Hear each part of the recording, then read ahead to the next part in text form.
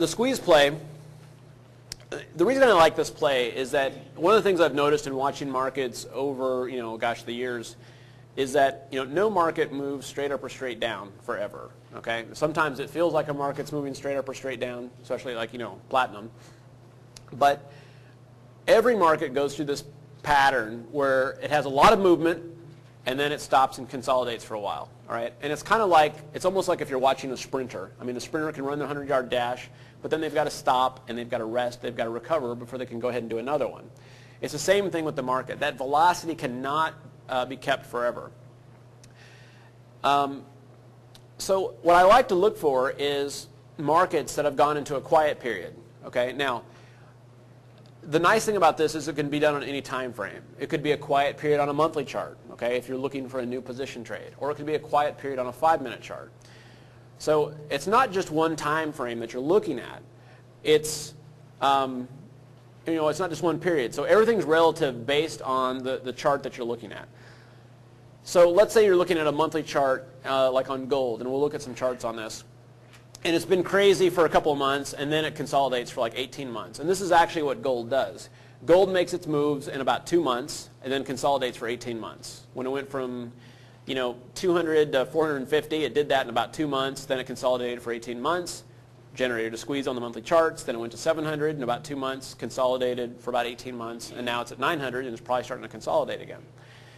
Well, what I'm looking for then is when these markets get into a quiet period, okay, first of all, I want to identify markets that are in that quiet period, and then secondly, I want to make a trade on it, right? So that's what this indicator is for. The first thing I'm looking at are the Bollinger Bands, and the Bollinger Bands are really good at measuring the volatility of a market. So if the market action gets really crazy, the Bollinger Bands expand, and if the market starts to flatten out, the Bollinger Bands contract, okay? So the Bollinger Bands specifically measure volatility. So the other thing I want to add to that are Keltner channels. Keltner channels are static, all right? They're going to stay the same length no matter what's going on. So what defines a market that's in a quiet period for me is when the market's quiet down to the point where the Bollinger Bands contract to the point where they're trading inside of the Keltner channels, okay? Does that make sense? So here you can see the blue lines. Those are the Bollinger Bands that are way outside of the Keltner channels, and then the market slows down and they just start to contract, and now they're trading inside of the Keltner channels.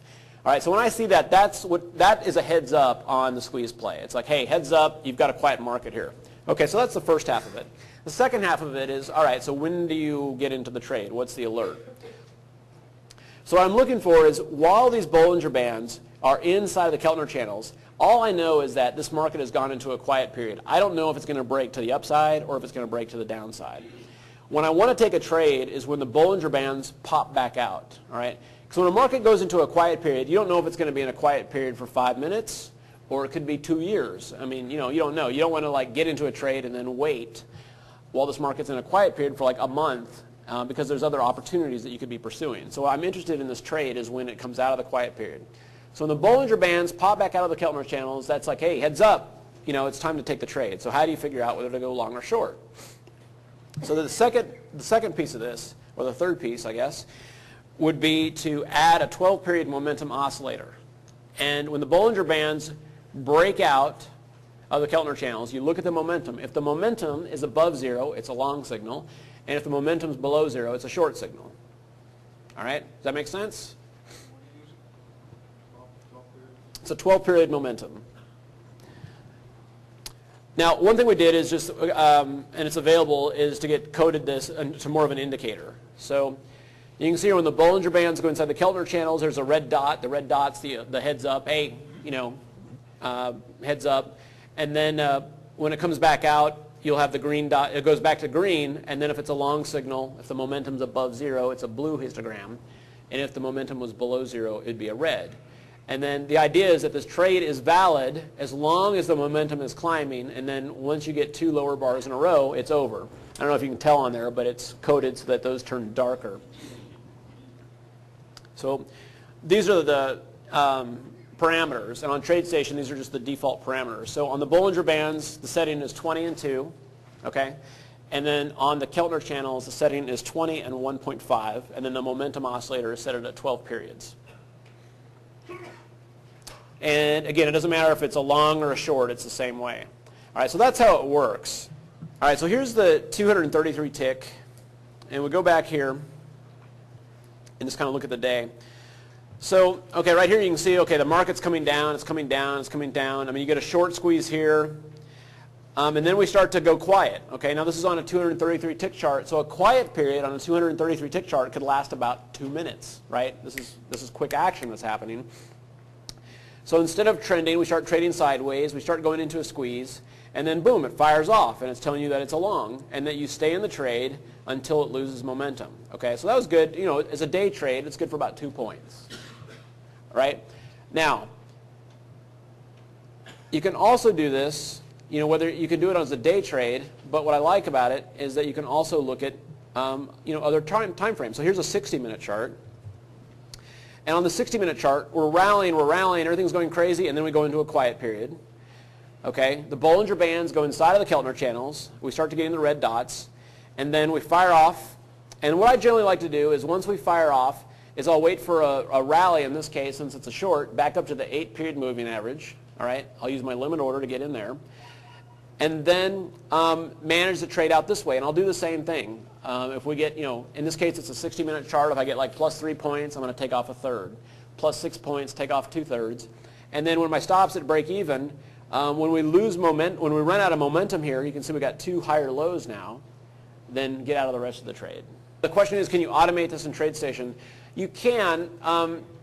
What you want to do is, if you're trying to automate this in TradeStation, is like I was talking about at the beginning, is you don't want to have it take every signal. You want to have it match up. So like you want to have the anchor chart.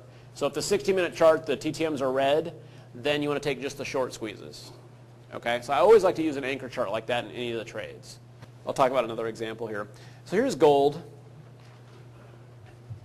And now this is a monthly chart, okay, and this is obviously more for position trading and things like that.